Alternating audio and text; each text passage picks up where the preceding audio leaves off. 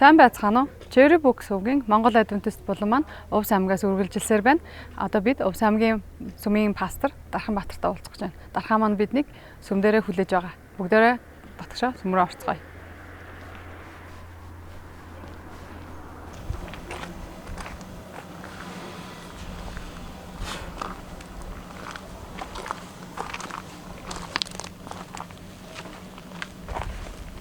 За сайн байна уу Дархан? За сайн байна уу. Сайн явж ирсэн үү? Сайн явж ирсэн. За манайхаар айлчилж ирсэнд баярлалаа. Бидний урилгыг хүлээж аваад бас бид нартай ярилцъя гэдэг зөвшөөрөл өгсөнд баярлалаа. За. За одоо бүгдээрээ Тамарл. баярлалаа. Тэгээд танаас сүм рүү орцгоё тий. За.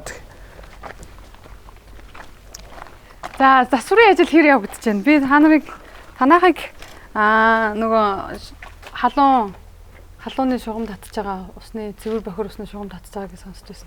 Тэгээд дууссан билүү? Тий 2019 онд чинь манай сүм гэж ерөөсөө үүсээгүй цоошин газар ирсэн. Тэгээд ирснээсээ хойш сүмийн итгэгчдийн хандив тусламжаар бид нэр өнөөдөр ийм сайхан сүмтэй болцсон байна. Тэгээд бас авсан даруйдаа энэ газар болон барилгыг байгууламжийг авсан даруйдаа бид нар дулааны ажлыг хийгээд тэгээд дулааны ажил маань бүрэн дууссан. Тэгээд харин энэ жил бид нар бас ямар ажил хийлээ вэ гэхээр бас энэ нэг хашаагаа шинчилж өөрчилсөн байгаа. Хаалга болон хашаа. Тэгээд одоо ганц хоёр жижиг ажил үлдсэн байгаа. За тэгвэл хоёлоо ороод танаас өмнөг сонирхъя тий хөө. За. За энэ манай үндсэн цуглаан болон беби судлалын хичээл, мөн англи хэл болон хөгжмийн хичээл явагддаг. Заал өрөө байна.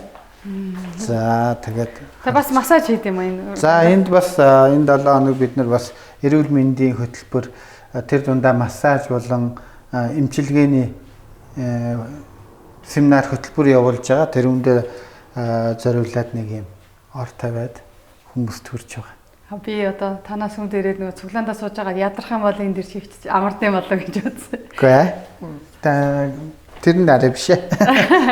За энэ манай галтгооны хэсэг байна.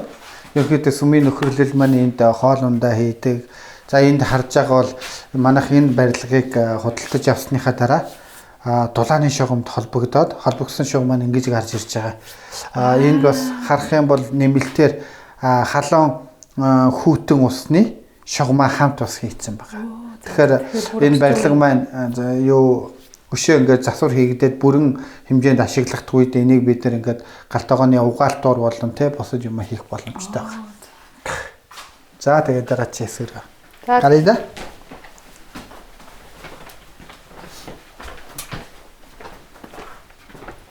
За энэ бол манай гадна талбай хэсэг байна. За өстө сайхан талбайтай байна да. За тэгээд ийшээ хоёлаа сууж байгаад ярилцгаа. Тэгээ да.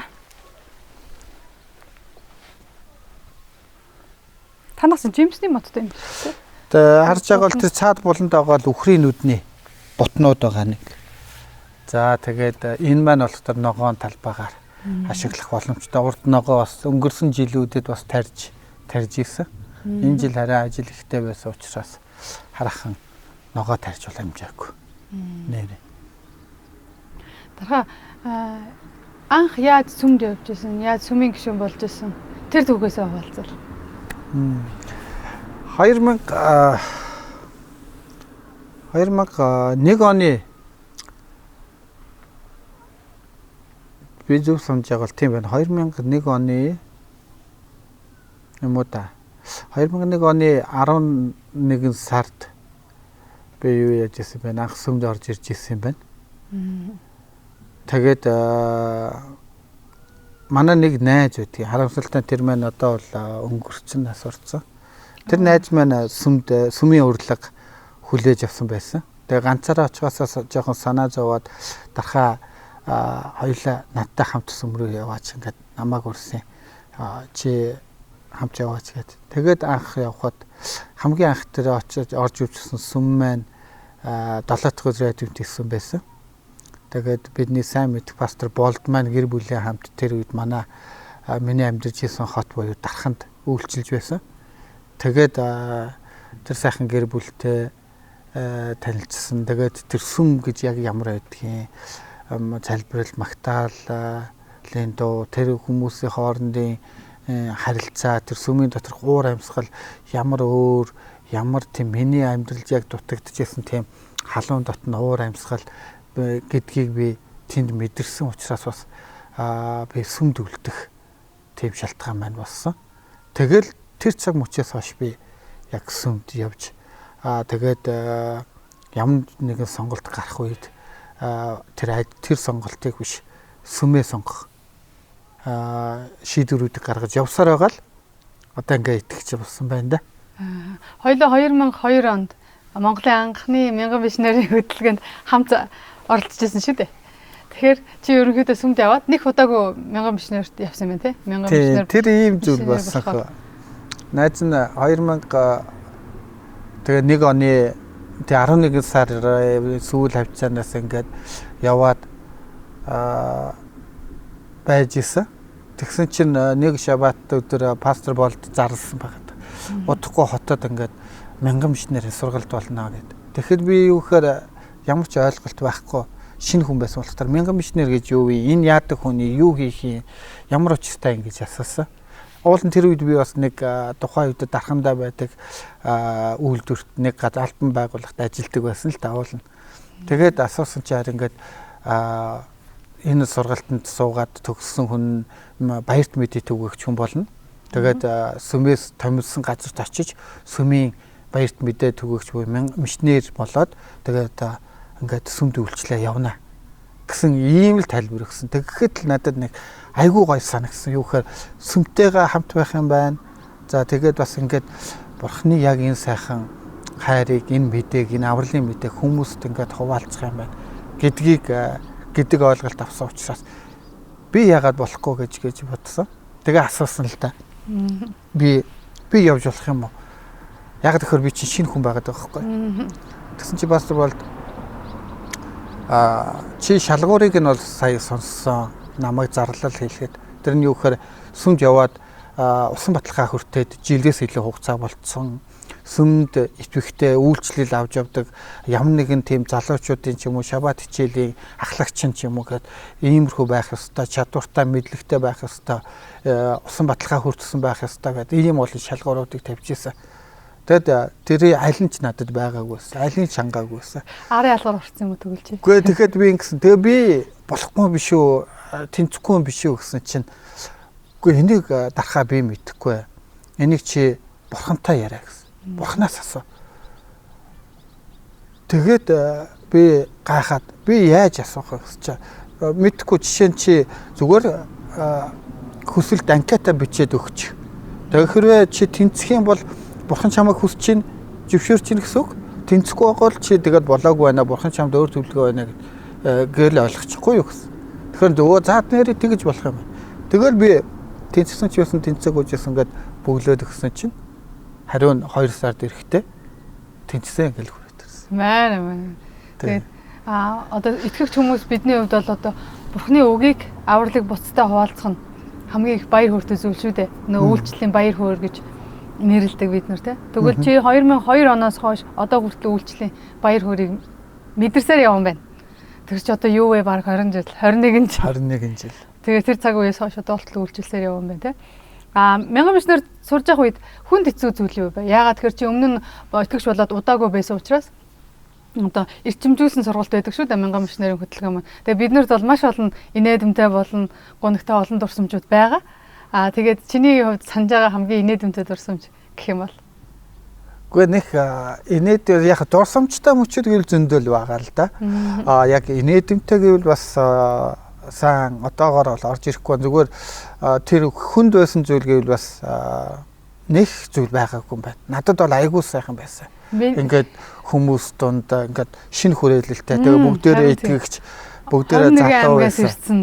Бүгдээрээ таатаад өмнө бие биенээ хараагүй шинэ хүмүүс. Тэгээ бүгд л нэг зорилготой. Бидний дунд ганц хоёр настай хүмүүс ахын бидрээс ахын настай хүмүүс байсан ч дийлэнх нь яг шижгэнсэн 20 гаруй насны хүмүүс байсан.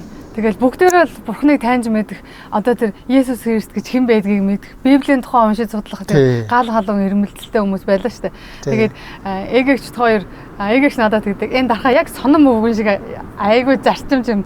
Шудраг одоо юу юм ахтар юм хянуурхан харагдаж байгаа үзгэл дандаа тэгдэг. Тэгээд бид нэр чамаа харахад яг тэгж харагддаг гэсэн амар хичээлдээ харлаа тавиал ингээл тэр хаагуур энэ тэргээр яваа шалгаал тэгээд. Аха. Миний хувьд яг турхай залуу. Тий, хэцүү зүйл гэх юм бол тэр үед бол ингээ бүх юм нөгөө анхных байсан. Түрүү хэсэж нөгөө сүмд ороо удаагүй байсан. Сургаал номлох нь битгэл ингээд тий сургаал номлол гэдгээ өөрөө ч бараг мэдэхгүй. Библи судлал өгөх нь битгэл өөрөө олон ч авч үзээгүй тий. Залбирал гэхэд ч нөө хүртэл залбирал гэж юу юм гэдгээ бүрэн юу ойлгоогүй тий. Ингээд бүх юм шинэ байсан учраас энэ нь бас ингээд зарим бас мундаг тэр удирдахч ахлагч пасторууд тэха хэмжээнд хүрэхийн тулд өөрийгөө дайчилж ясан. Тэгээд энэ байдал маань миний хувьд шинэ байсан учраас бас жоохон өөрийгөө голох хэмжээнд бол байсан. Гэхдээ одоо ингээд чиний яриагаа сонсох юм бол Бурхны гайхамшиг одоо Бурхан бол хүн болгоныг сонгодог юм а гэдгийг харуулсан байх шүү дээ. Хэдий ингээд богинохон хугацаанд сүмд яваад удаагүй байсан ч гэсэн Бурхан чамайг сонгосон байна. Тэгээд одоо ийм олон жилийн үйлчлэлийг өгсөн байна. Тэгээд цаашдаа ч гэсэн улам мэлээ гэхээр үйлчлээд олон жилээр үйлчлээд явна гэдэгт итгэлтэй байна. Тэг юу гэхээр түрүүн хэлсэн одоо л эргээд харахад энэ 21 жилийн үйлчлэлийг ингээ эргээд харахад би хэрвээ Бурхныг сонгоогүй өөр зүйлийг сонгосон бол би үдий таана ямар явж явах бол гэд төсөөлөхөр надад заримдаа аймарч юм шиг эсвэл төсөөлөгддөг. Юу ч хэлсэн яг энэ замыг буюу Бурхныг сонгосондоо би аягүй их талархаж явдаг.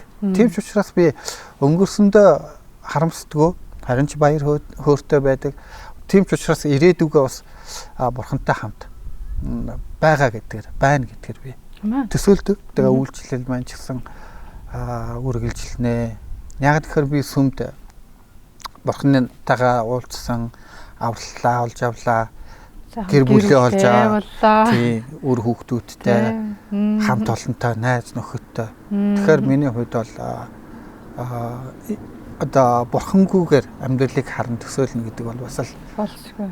Тий, ер нь бол байхгүй гэмээр тийм л болцсон байна. Хэдэн сүмд одоо аль аль газруудаар явж үйлчилж байв? Одоо хэдэн сүмд очиж ажиллав? За тавлаад үзье л та. Эхнийх маань миний яг бодож хүсэж байсан тийм газар биш байсан ч гэсэн мэдээж тэрийг бол би Бурхны хүсэл байсан гэж шаарддаг. Сэлэнг аймгийн Сант сум. За Сантад очсон байна. За тэнд 2.5 жил, за бараг л 3 жил орчим үйлчилсэн байна. За тэгээд дараа нь би Өвөр хангаад. За Өвөр хангаад. За тэндээсээ би Филиппин руу теологоор сурахаар томилогдож 4 жил явсан байна. Эренгүүтээ би хотод Толгойт сумд ажилласан байна. Толгойтоосоо би Дарханы төв сүм рүү дуудагдсан байна. Дарханд ажиллаж байгаа буцаад хоттой чуулган дээр үйлчлэлийн хилтгсийг хариуцгаар дуудагдж тэнд ажилласан байна. Дараа нь тэндээсээ би тэр үедээ бас давхар толгойтынхаа сүмийг хариуцчихсан байна. Тэгээд тэндээсээ би 2019 онд Увсад сүм тарих, тэгээд сүм үүсгэх дуудлагыг хүлээж аваад ирсэн байна. За тэгвэл одоо 7 дахь сүм чинь үйлчлэлийн газар чинь Увс байна. Би сая тоодоо суулаад чамаа хийж байгаа. За тэгвэл бүр төгс тоон дээр явж байгаа. За яагаад Увсыг сонгов? Яагаад Увсад ирж үйлчлэхийг бас хүсв? Бурхан хэдий биднийг дууддаг ч гэсэн бас бидний сонголтыг бидний бас хүслийг сонсдог тий. Тэгээд Увс аймагт ирэх шалтгаан. Яг юу яасан хэ хамгийн гол нэг том шалтгаан маань мэдээж бол нөгөө сүм тарих те баярт мэдээг хаанч хамаагүй хүргэх гэдгээс гадна өшөө нэг зүгээр гол нөлөөсөн зүйл нь бол ийм байсан хөө. Миний өмнөх одоо үйлчилсэн 6 сүм бол дандаа нөгөө алидийн үүсцэн хин нэгнэр таригдсан тийм сүм газрууд байсан. Тэгэхээр миний хувьд нөгөө ингээд сүм тарьсан огт адвентист хүн байхгүй газар очиод баярт мэдээ түгэх энэ одоо зүйлийг мэдрэмжийг би бас туршлагыг ч юм үзээгүй, хуримтлуулаагүй, мэдрээгүй байсан. Тэгэхээр би яг ингээд огт танихгүй, огт адвентист хүн нэгч байхгүй, сүм байхгүй, тийм газар очиж баярт мэдээ түгэж үзье. Гэсэн энэ хүсэл маань хамгийн их бас байсан. Тийм учраас хүсэлтээ өгсөн чинь тэгээд бас Бурхны сонголтоо шийдвэр ивэл гэрүүлэр миний хүсэлт зөвшөөрөгдсөн тэнцсэн байсан. Тэгэл ирсэндээ. Увсад ирээд Увс аймагт ирээд одоо сүм тариад ингээд одоо бурхны ажлыг хийгээд явж явах үед хэцүү зүйл юм байна. Одоо ингээд энэ газар одоо шарын шашин илүү дэлгэрсэн газар шиг гэдэг ч юм уу те эсвэл одоо нэг ялгаанууд байдаг штэ газар нутаг болгоо нэг онцлогуд байдаг штэ тэгээд чамд ямар нэгэн тийм тулгарч байгаа тийм асуудал хүн бэрхшээл байв уу? Одоо байна уу? Яг хөө ингээд харахаар би хувь хүн талаасаа ч гэдэг юм уу эсвэл одоо итгэл талаасаа харддаг ч юм уу нэх бүр тийм ингээд шантархаар хүнд хэцүү зүйл надад бол байхгүй гэж би харж байна.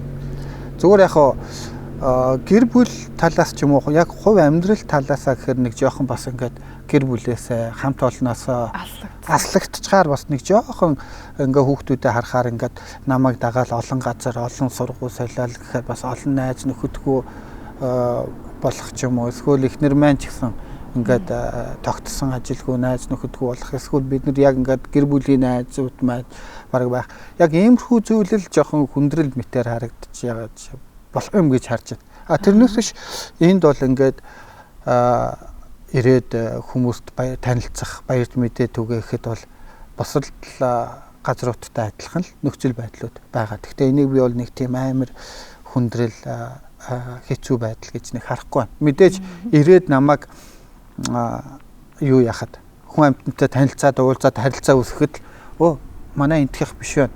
Хотоос ирсэн байна. Тэгэл тий дуудлага ярианы өнгнөөс мэдчихэж байгаа даа. Тэ усан хүмүүс чинь дуудлага ярианы өнгө нь өөр байгаа даа. Хил аялга. Тий хил аялга нь өөр.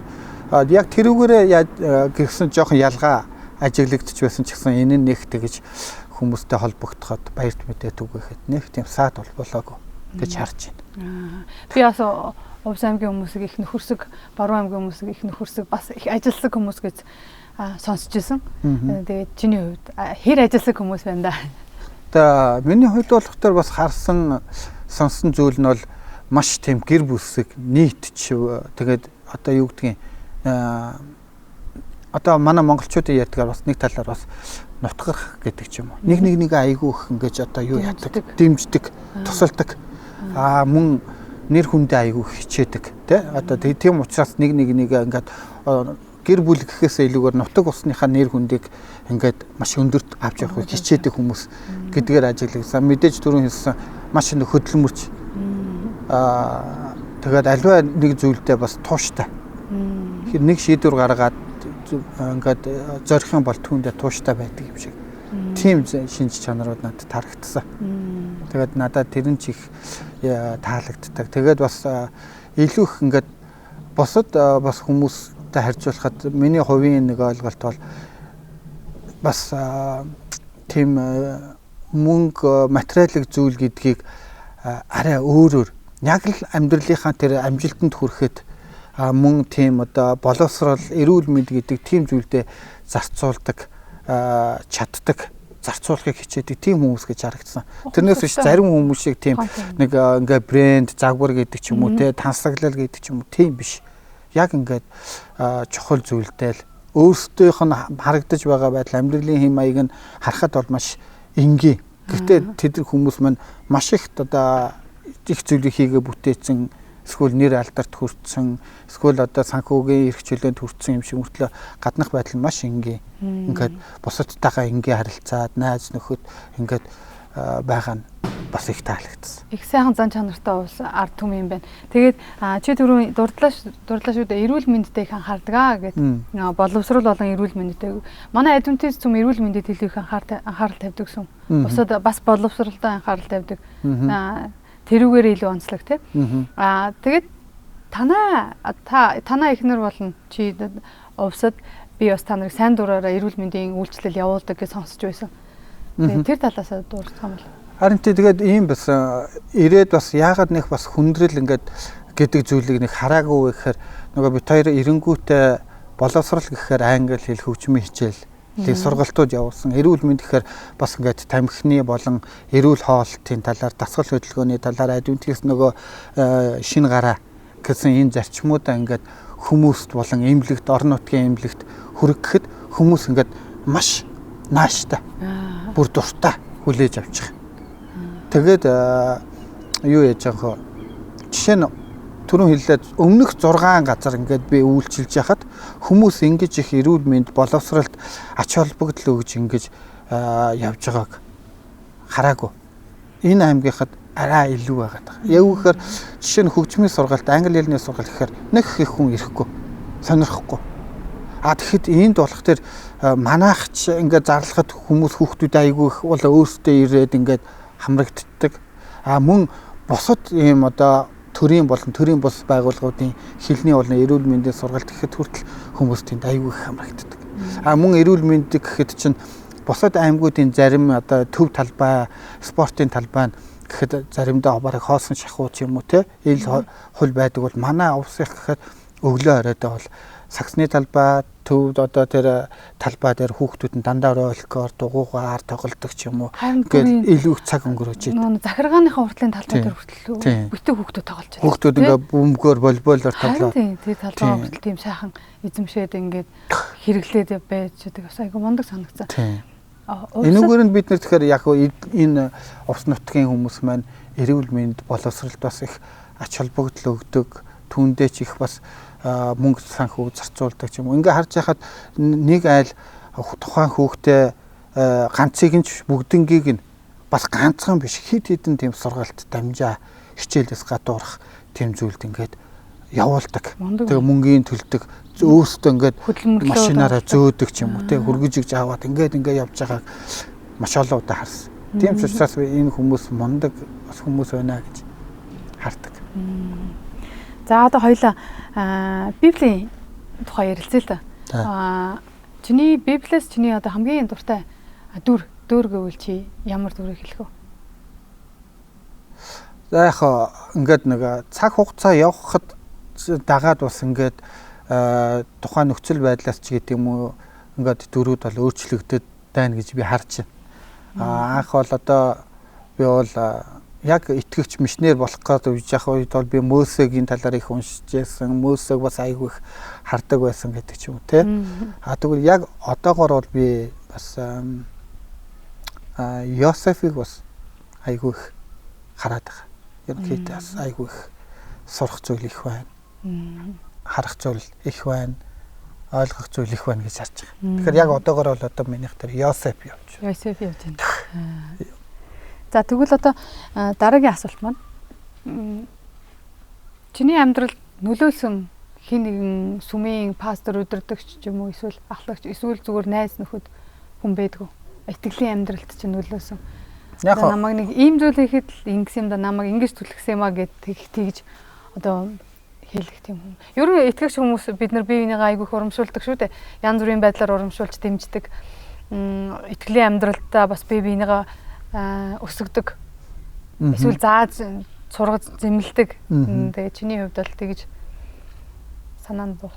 Тэгээ яг түрүү хэлжсэн яг сүмд хамгийн анх сүмд ороход бурхныг танилцуулсан те. Тэр пастрыг бол би айгүйх бас хүндэлж явдаг. Харж явдаг. Тэгээд бас тэр хүнтэйгээ мөр зэрэгцээд хамт үйлчлээ явж байгаадаа ч гэсэн одоо баяртай пастор болд байна. Найз нөхдүүдээс гэвэл мэдээж бас ингээд үе юм буюу хамтдаа анх одоо тэр 2021 жилийн өмнөөс хамт ихсэн тэр найзууд маань байна. Зарим нь үйлчлэл дээрээ сүм дээрээ байгаа, зарим нь байхгүй байгаа ч гэсэн харилцаа холбоотой байнга биентэйгээ холбоотой энэ найзууд маань яг дахиад бас нэг найз маань гэвэл яг бас содоо гэдэг тэ нэг гэсэн иймэрхүү хүмүүс байна да одоогоор бол. Тэгээ хамгийн гол зүгээр яг миний хувьд илүү надад нөлөөсөн хүн гэвэл би яг пастор болтол юм байна гэж хэлмээр. Тийм. Пастор болтол бидний одоо ганц чамж биш миний хувьд ч гэсэн бас үлгэр дээрэл харж явдаг одоо хараад суралцдаг байсан. Бид нэр удирдлага пасторуудын нэг шүү дээ. Нямдаа ах байна. Пастор болт байна. Тэгээд пастор Дээл Танил Күн урнаа эгч маань гэдэг. Тэгээд зарим нэг инээдэмтэй зүйл ярихад урнаа эгч маань үйлдэлийг зарим нэг мишнэрүүд бүр дагаад бүр үйлдэл болгоны дагдаг байсан ш. Тэгээд тохоо үед чинь тий. Тийм яг тэрэмжтэй адилхан бас нөгөө бид нар ч гэсэн тэр манай дархнаас гаралтай өнөختөр ч гэсэн тухайн үед бас пастор болдын ярианы хэм аяг хэрэгэлдэг өгнүүдийг аягүй хэрэгэлдэг болцсон байсан. Одоо ч гэсэн магадгүй миний зарим ингээд хэм маягаар сургаал номлол дээр хэрэгэлдэг ч юм яриандаа хэрэгэлдэг хэм маяг бас дөөрөөсөн тодорхой хэмжээнд байж байгаа гэдгийг үгүйсэхгүй байна. Одоо тэгвэл чи бас өөрийнхөө хэм маягийг бас гаргаж байгаа хаа тий. Өөр бусад одоо чиний үйлчилжсэн сүмүүдийн хүмүүс ч гэсэн бас дархагийн хэм маягийг дөөрөөсөн гэж дархаа пастрын хэм маягийг дөөрөөсөн гэж ярих хаа. Тэгээд одоо чи одоо теологийн чиглэлээр магистр зэрэг хамгаалсан хүн пастор шүү дээ. Филиппинд суралцаад нийтдээ хэдэн жил бараг 6 жил сурсан баг те. Эхний 4 жил ингэсэн байгаа. Эхний яг бакалавр маань бол 4 жил. Тэгээд магистрийн маань болохоор юу байгаа та. Одоо зайнас гэх юм уу та. Энэ болохоор арай нөгөө үйлчлэл дээр талбар дээр үйлчилж байгаа пасторуудад гаргасан, зориулсан арай өөр нэг магистрийн хөтөлбөр юм байгаа. Тэр нь юу гэхээр ингээд жилдээ нэг удаа очиод зайны сургууль. Тийм зайны маяг. Тэгээ бусад үед ингээд талбар дээр үйлчлэнгээ судлаад даалгавраа өгөөд явуулдаг гэдгээр юм байна. Тийм. Тэгээ энэ нь болохоор энэ хөтөлбөр маань уул нь бол 4 жил үргэлжилсэн байна. Тэгэхээр чин тэгэхээр 2010-аас 14 оны хооронд бол энэ хөтөлбөр яваад бол дууссан байна. За миний асуух гэдэг гол зүйл нь болохоор Христийн шашин буюу одоо Христ итгэл маань Монголд маш олон жилийн өмнө орж ирсэн. Гэхдээ коммунизмын үеэр бол байгаагүй. Тэгээд адвентист сүм маань одоо бол 31 жилийн түүхтэй. Хүний насаар аваад үзэх юм бол ердөө яг эд залуу насан дээр дөнгөж залуу насан дээр явж байгаа гэсэн. Тэгээ бидний дунд алдаж онох заримдаа буруу ташаа ойлгох зүйл байгаа. Библийг уншиж итгэлийн амьдрал дотор яг пастор хүний хувьд чиний хувьд хүмүүсийг хараад нэг ингээд судалчвал ингээд залбирчвал ингээд нэг тийм нэг ийм чиглэлийг барьчвал ер нь зүгээр шүү гэж хэлэх тийм зөвлөмж юу вэ? Маш манай адвентист сүм чинь маш олон залуучуудтай үргэлжил залуу шинэ хүмүүс ирж байдаг. Тэгээд бас бүгдээрээ сэлгэж яадаг тийм шинэ залуу үед ирж яадаг. Настай хүмүүс ч гэсэн дунд насны хүмүүс ч гэсэн байгаа л та. Гэхдээ ер нь бол нийт адвентист сүм Монголд үүсгэн байгуулагдсан цаг хугацаагаа аваад үзэх юм бол их залуу сүм. Тийм учраас теологийн хүний хувьд бол шашин судлалын библи судлалын хүний хувьд бол манайха нэг ийм зүйлийг анзаарч басаа. Нэг ингэтгэл ер нь гаагүй шүү гэд хэлэх тийм зөвлөмж. Юу гэхээр заахаа бид нар өөрсдөө хүртэл бараг одоо нэгдүгээр үе гэж яваад байгаа юм бас. Эхэн үе. Тэгэхээр энэ бидний хувьд бас л шин. Бид нар яг энэ адвентист сүм маань 31 жил гэж байгаа бол бид нар 21 жилгээ үйлчлээ явж штэ. Хамтл яг ингээ өсөж хөгжөөд туршлагачаад алдаж оноод унаж босоо явж байгаа үе. Тийм ч учраас зүгээр бид нар одоо ингээд харахаар бид нар яг өөрсдийнхөө одоо юу хэм маягаа яг ингээ бүрэн олоогүй те тогтоогоогүй үе байна гэж харж байгаа. Яагаад гэхээр ингээл нэг болохоор Америк хэм маяг завгарч юм шиг, нэг болохоор солонгосчуудын юм шиг, нэг бол Бразил гэдэг юм шиг, эсвэл монголч юм шиг гэл ингээд айгүй ингээд нэг одоо олон зүйлийг ингээд яагаад ах шиг байгаад. Одоо өөрсдөө шингээх гэдэг юм уу. Яг хөө энэ нөгөө хөгжиж байгаагийн нэг хэлбэр байж болох л тий. Ингээд авахын аваад гээхин гэдэг ч юм уу. Эсвэл эннээсээ л одоо яг төлөвшөж босч ирж байгаа. Миний хувьд бол зүгээр аль нэг зүйл ингээ хүмүүс болон өөр соёлын хэм маягийг ингээд дөөр явах биш. Шууд копидж авах биш. Зүгээр л яг Библи дээр Библийн хамгийн гол нэг зүйл нь бол нөгөө зөвхөн бичээс гэсэн зарчим л байвал илүү зүгээр. Тийшээ л бид нар орох хэрэгтэй байна. Зөвхөн бичээс sola scriptura гэдэг байгаа шүү дээ. Уул. Энэ юу гэхээр бид нар аль нэг хүний эсвэл аль нэг урсгалыг дөөр явах биш. Аль нэг зүйлийг одоо ингээд шууд авах биш. Тэ? Зөвхөн яг ингээд Библийг дангаараа өөртөө яг ингээд өөрийн болгож уншдаг. Тэгээд судалдаг. Тэгээд залбирдаг. Тэрнээс биш одоо өөр нэг хэм маягаар биш ч юм уу. тийм тэгвэл бидний хувьд илүү их үр дүнтэй байна гэж би бол хараад байна. Яагаад гэвэл бид нар нэг болох төр ингээд хүлээж авахгүй ингээд түлхдэг ямар нэг яг зөв зүйлийг ч юм уу эсвэл нэг болох төр хит нэг зүйлийг дагаж дуурайгаад шууд ингээд ямар нэгэн шүүлтүргөөр хүлээж авч байгаа тиймэрхүү зүйлүүд бас харагдаад байна. Зүгээр яг одоо миний зүгээр ажиглаж байгаагаар бол жишээ нь манай Адвентист сүмийн Монголын Адвентист сүмийн нэг онцлог нь ингээд харж байгаад Магдалины дуун дээр айгүй өрмөц байгаа. Зөвхөн одоо Адвентист сүмүүд маань ингээд дэлхийн бусад сүмүүд маань бол химнэл буюу те Магдалины тэр дуунуудаа илүү төлөхөд болдог бол манай Монголын Адвентист сүм гэхээр айгүй холимог. Магдалины химнэл дуунаас маань айгүй цөөхөн. Ихэнх нь бусад бүтэн сайнныхны дуулдаг дуу эсвэл өөрсдийнх нь одоо сүмийн итгэгч хүний эсвэл пастор хүний зохиосон дууг дуулдаг ч юм уу те. Ингээд харахаар зөвхөн энэ Магдалины дууны хэм маягийг харахад яг энэ маань манай монголчуудын сүмийн бас нөхцөл байдал одоогоор ямар хэм маягт явж байгааг бас харуулах болов гэж би бол ойлгож байгаа. Тэгээ бас сайн болон муу аль тал байгаа. Мэдээ сайн тал нь хүмүүс магтаж одоо бурхныг алдуушуулж сурч байна. Сүрэг бэж магадгүй тал нь нөгөө нэг зарчмаас баг зэрэг хазаага тий. Эсвэл яагаад тэгэхээр нөгөө нэг олон зүйлийг олж мэдгэж байна гэдэг чиний хэлдгээр бүтэн сайнны сүмүүдийн ч юм уу эсвэл өөр нэг ямар нэг урсгалыг эсвэл хэв маягийг оруулж ирж болох юм. Тийм. Юу гэхээр би яагаад энэ дээр ингэж хэлж байгаа юм бэхээр зарим пасторуудтайгаа би ярьж байхдаа ингэж хэлж байсан. Юу гэхээр бид нар Магдалины дууг зохиож болно. Эсвэл Магдалийнхаа дууг яагаад гэвэл бусад зарим ер нь их Магдалины дууны бүгд л хүн ингээл одоо зохиосон дуусан байгаа шүү дээ.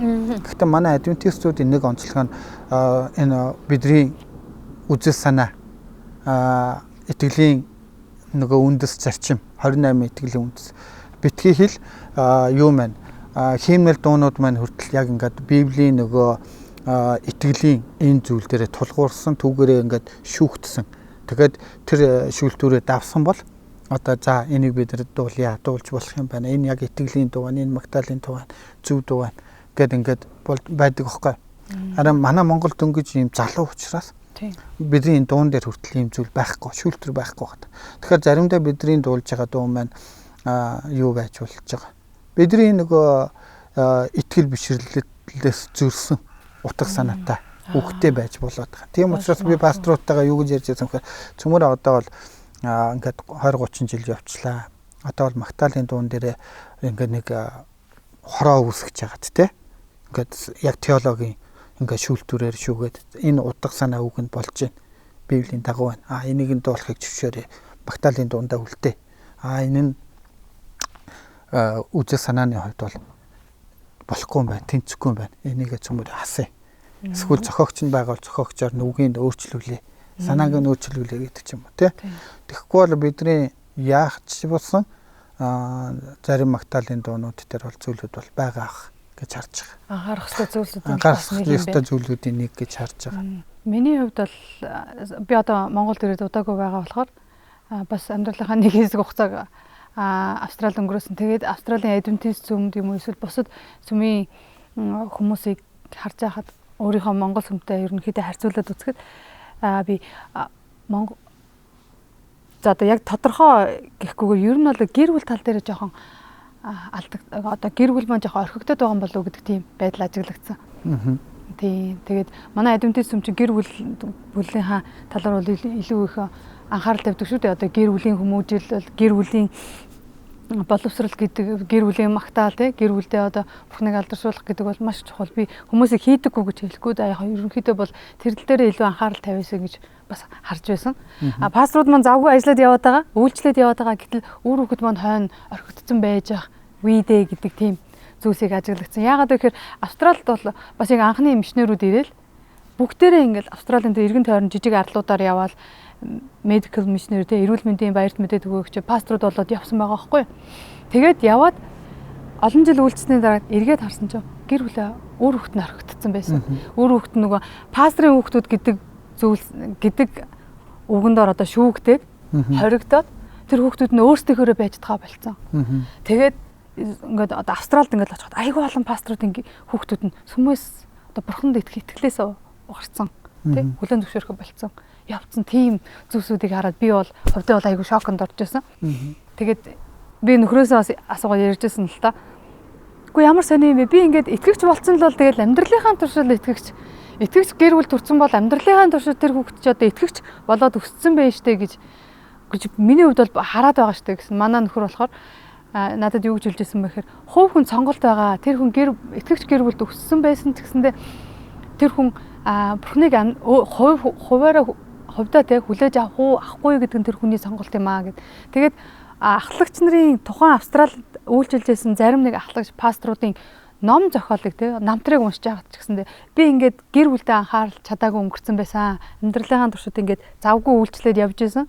Тэгээд нэг харсан чинь үр хөвгтдээ анхаарлаа тавихаа мартцсан байсан гэд ярьжсэн. Тэгээд би болохоор одоо юу гэж бодож байгаа болохоор манай залуу сүм учраас тийм зүйл гарах үедээ яг гэр бүл маань орхигдоод ирэх үедээ яг тэгэхээр ганц нэг пасторуудын хүүхдүүдтэй ярьж байхад зүгээр ингээд ярилцаа сууж байхад бол пастрын хүүхэд байх хэцүү, бусдын анхаарлын төвд байдгаа. Тэгээд ямар нэг өөрийнхөө байж чаддгүй, ямар нэг үйлдэл гарахаар чи чинь пастрын хүүхэд байжээс ингэчихэж байгаа юм уу? Тэгчихэж байгаа юм уу гэдэг байдлаар шүүж харагддаг юм а гэж хэлжсэн. Бас л адилхан нэг хааж яг тохиолдож байгаа асуудлын нэг нь гэж харж байгаа. Яг тэгэхээр түрүүн хэлсэн Австралид яг анх эхэлж яхад яг тэгжсэн нөгөө энэ адвентист сүм маань бас яг Монголд эхэлж байгаа нь яг энэ үе ихгүй. Нэг 20-30 жил болж шүү дээ. Тэгээ бид нар яг эхний одоо нэгдэх юм уу хоёр дахь үе нь явж байгаа. Бид нар өөрсдөө яг одоо ингээд өөр хүүхдүүдээ ягаад өсгөөд тэгээд яг энэ зүйлийг одоо ингээд хаглаад тэгэд эхний алхмуудыг хийгээ явж байгаа. Тэгэхээр адилхан л яг бид нар бол энийг өмнө нь мэдрээгүй учраас бидний өмнө яг ингээд үлгэр дуурайл авахгүй туршлага байхгүй учраас харах тийм бидний хувьд бол яг бид нар энийг одоо ингээд туулаад гарахаас арга байхгүй байгаа. Мэдээж тэгээд энэ явцад зарим гэр бүлүүдний хувьд одоо тий үлгэр дуурайлтаа сайхан явж иж болж байгаа.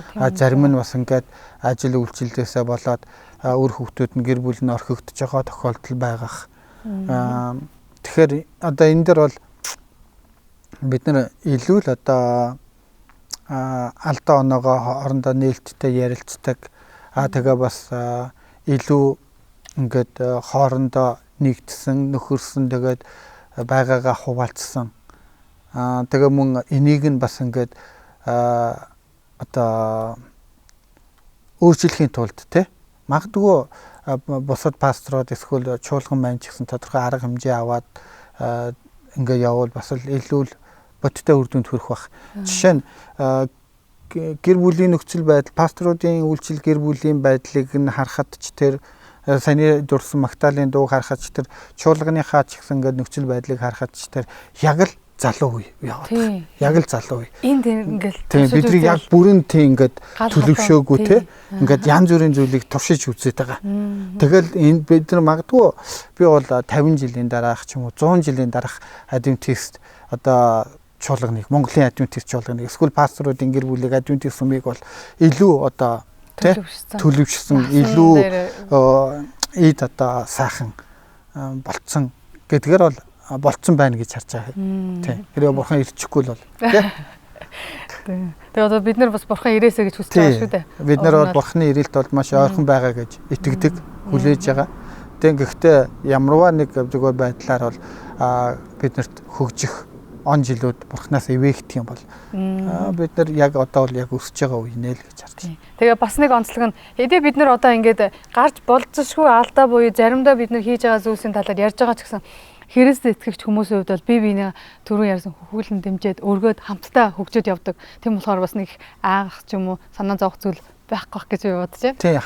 Хэдий хоёулаа хүнд зүйлсийн талаар ярилцсан ч гэсэн нэг сэдвийн талаар ярилцсан ч гэсэн энэ бол зөвхөн сануулга болгочихл ярилцж байгаа зүйл тийм.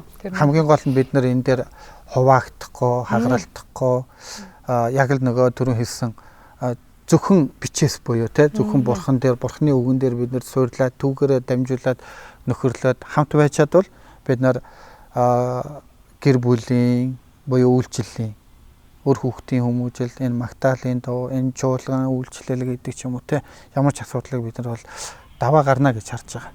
Манайд ч бас гэр бүлийн үйлчлэл, магтаалын үйлчлэл байгаа. Тийм. Тэгээд бүгдээрээ хамтдаа тэгээд улам илүү цаашаа урагшаа алхацгаана. За одоо тэгээд сүүлийн асуултаа чам тавьмаар байна. За. Их хүнд асуултаа хоол. Тэгэхээр чи ерөнхийдөө сайн бодож байгаад тунгааж байгаад хариулаарай. За чи өөрийгөө Библийн айл дүртэй ингээд ададтгалж хэлэх вэ? За би яг тэр хүн шиг одоо би Библийн яг тэр дүр шиг гээд. Би чамд хэлсэн шүү дээ хүнд асуулт. Тийм бай. Яста тэгэж би өөрийгөө за би энэ дүр Библийн энэ дүр Йосеф шиг юм байна гэж ойрох юм байна. Гэдэг юм уу те. Ерөөсөө тэгэж бодож бол үзэж байгаа юм байна. Тэгтээ гоё асуулт байна. Хэрв одоо чи ингэж бодох юм бол яг одоо ингэж за би нэг яг тэр хүн шиг юм да. Одоо ингэж нөгөө за би бол зүгээр яг одоогор яг ингэж зүгээр суугаад яхад бол хин шиг юм болов л гэж бодож байна. За хуучин гэрээний үеэс гэвэл магадгүй нэг Исаак та төстэй юм болов те. Бас нэг жаахан. Эсвэл ямар байдлаараа Исаак Исаак ч бас л үгүй яг одоо ингээд нэг аавыгаа нэг ингээ хуурч юм хэлж байгаа те гэдэг ч юм уу нэг жоохон ингээл тиймэрхүү байдлаар нь бол харж байна. Ээжийн халамжинд байдаг хөөхд. Тийм ээжийн хөөхд байдаг гэдгээрээ ч юм. Тийм би бас яг л тийм ингээл гэр бүлээсээ ингээ харахаар ээжтэйгээ ойрхон ээжтэйгээ ч ганцаархнаа ээжтэйгээ адилхан ч юм уу те ээжийнхаа хим зан чанар төрхийг авч төрсөн нь гэдгээрээ ч юм уу дээр нь бас ингээ ээжтэйгээ ойрхон мөн ээжийн хүүхэд гэдгээрээ ч тэр ерөнхийдөө бас ингээд юу яхад ингээ бас мундаг ингээ нэг амар эргэж буцалтгүй байдаг мундаг бат цогсдог ингээ нэг зарим нөхдүүд Библийн нөхдүүд байдаг шүү дээ. Тэгэхэд Исаак бол бас тэдэртэй харьцуулахад арай бас өөр шүү дээ. Би бол өөрийгөө бол нэг талаар ингээ харахаар Исаактай жоохон төстэй юм уу гэж харж байна. Тий. За шинэ гэрэн дээрээс хийм болоо. Шинэ гэрэн дээрээс эсвэл өөрийгөө би бас жоохон Йохантай төстэй байж магадгүй. Илүү зөөлөн эсвэл жоохон бас нам гүм ингээд нэг амар ингээд холорк биш те. Ингээд өдөрдөгч биш. Нам гүмхэн тэгтээ хийгээ явж идэг ч гэдэг те. Нэрээ бас яг тийм юм байна. Одоо бодоод хаа чиний зан чанартай төстэй байна. Би бол тэгэж 12 дагалдагчдаас нэгийг нь гэх юм бол магадгүй явах юм болов. Явахантай жоохон төстэй байж магадгүй гэж бодож байна. Тэгтээ хит нэг өөрийгөө өргөсөн ч гэхэд хаашаа те. Тэгтээ үнийг хэлэхэд бол үнэхээр би яг тэгэж өөрийгөө Библийн аль дүрхтэй байна. Яахан ч тэгээд ер нь явж айгүй их юм хийсэн байдаг шүү дээ. Яг хийснээр нь харьцуулбал мэдээж би айлантай ч харьцуулагдахгүй л дээ. Номыг бичснээс хэлээд. Тийм. Надад бол бичсэн ном битгий. Библиэр нөгөө түүхэндээ ч гэсэн ярьдаг. Есүсийн хамгийн ойрхон шав байсан. Тэгэн гутаа бүр илүү ингэ те. Нөгөө Есүсийн загалмаа цовдлогдож байгаа үед миний ээжигээ даатгаж өгсөн. Тийм. Тэгэхээр илүү их ойрхон зүрхнийх нь ойрхон шав байсан гэж ярьдаг. Тийм. За тэгвэл чи миний асуултанд ерөнхийдөө их сайн хариулчлаа. Онцтой хоор хариулчлаа. За. Ерөнхийдөө хүмүүс тэгээд байхгүй амар хүнд асуулт байна. Тийм байна. Харин тийм байна. Ер нь гэхдээ хүнд гэхээс бас ер нь бодож байгаа. Харин ихэнх хүмүүс ер нь боддог. Яг түрүү чиний хэлснээр ингээ яхаар жишээ нь яг ингээ бодоод үзвэл мэдээж харьцуулагчгүй л зүйл байгаа байхгүй ном зам бичсэн те тэгээд зүрх Есүсийн хамгийн ойрхон тэг ингээ бодохоор би одоо бол үнэхээр Есүсийн хамгийн ойрхон нь гэдэг бол бас л те мундаг итгэгч мундаг хүмүүс байгаа шүү дээ. Тэгээд чи бас ойрхон шав байлгүй яг одоо бид нар чи бүгдээрээ Есүстэй ойрхон шүү дээ. Ягаад тэгэхээр Бурхны ивэлийг амьдралынхаа алхам бүрд авч байна. Тэгэхээр Бурхантай ойрхон байгаа учраас маш их хэрэг ивэгдэж байгаа. Тийм болохоор амен. Тийм тэгээд надтай хамт ийм сайхан ярилцлагыг өрнүүлсэн чамд баярлалаа. Тархаа бастай баярлалаа. Тэгээд ийм сайхан өглөө болгон энэ өндөр сайхан харьхраа уулын оройг ширтэж байна. Үнэхээр ивэлтэй газар ажиллаж амьдарч байгаа юм байна. Тэгээд бас олон хүмүүст энд увсын олон хүмүүст бас танаа гэр бүл сайхан үлгэр дөрөөл болоод явж байгаа гэдэгт би итгэлтэй байгаа. Олон хүмүүстэй ярихад та нарыг таньж мэдчихсэн. Тэгээд ер нь хам сайтай магтчихсэн. Юу гэхээр мэдээж бурхны ивэлд айгүйх талархаж явдаг. Дээр нь бас тэгээ энэ адвентист сүмийнхаа бас дэмжлэг тэ бас үргэлж ард минь байдаг. Дээр нь бас бусад итгэгч ах дүүснэр юм байна залбирал бол дэмжлэг.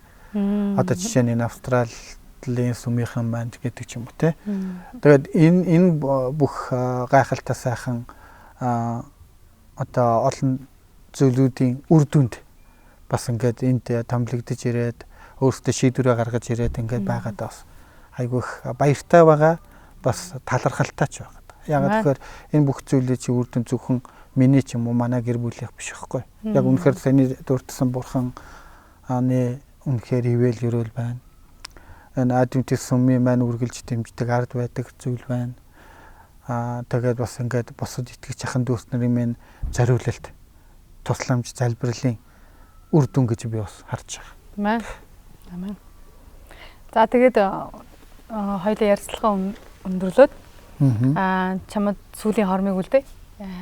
Манай үзэгчтэй Cherry Book-ийн маань идэвхтэй үзэгчтэй зориулаад чи юу гэж хэлмээр байна? Ямар нэгэн урмын өгөөг хэлээч.